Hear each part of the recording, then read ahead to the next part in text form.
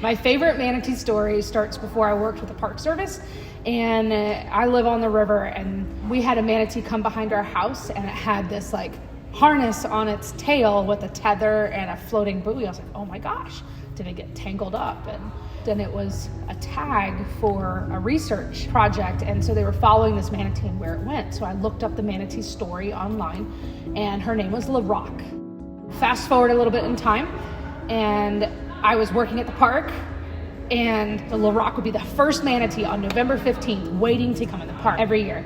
Just to know that she's out there is really cool, and to have that history of seeing it from the beginning and to continue writing that story is pretty cool. My name is Kate Spratt, and I'm a Park Services Specialist here at Ellie Schiller Homosassa Springs Wildlife State Park. I've been a park ranger, volunteer, and full-time employee here since 2016. Here at Homosassa Spring, we are part of the Manatee Rescue and Rehabilitation Partnership. We take in the non-critical manatees as needed.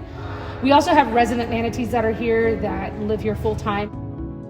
My favorite part of my job is I get to do something different every day, and I've worked in pretty much every area of the park, from maintenance to driving boats to working with our wildlife, and my favorite, the manatees.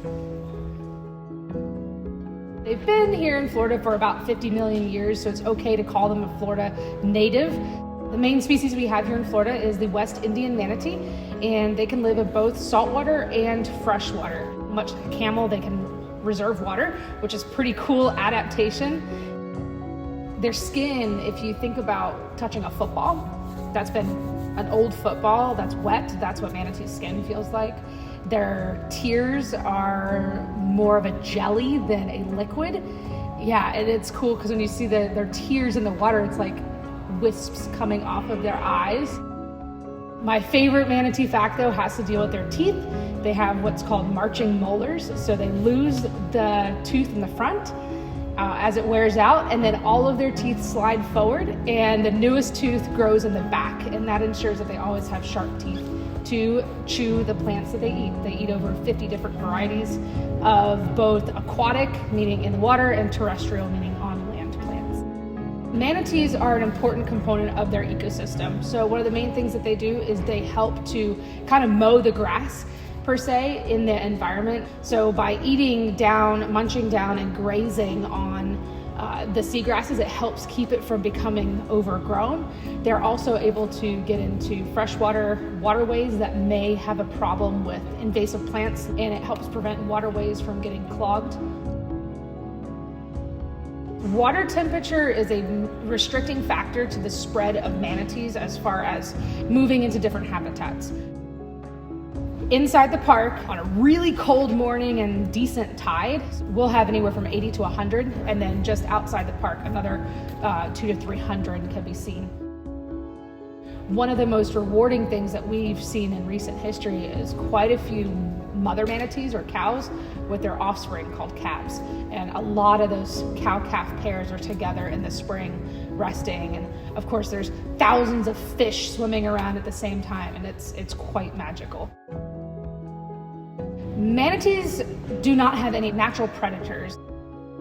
Every challenge that manatees face are because of humans, whether it be pollution, boat strikes, loss of food. No matter where you are, just know that every action that you take can impact someone or something further away than what you would expect.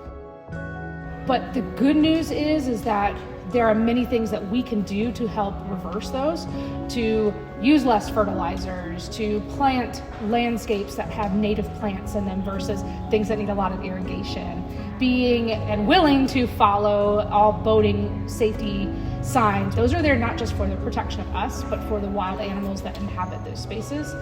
And there are many things that are going into place now, such as new laws that protect water quality and help for seagrass restoration. Many of these efforts are underway statewide to show a continued commitment to the government helping manatees as well.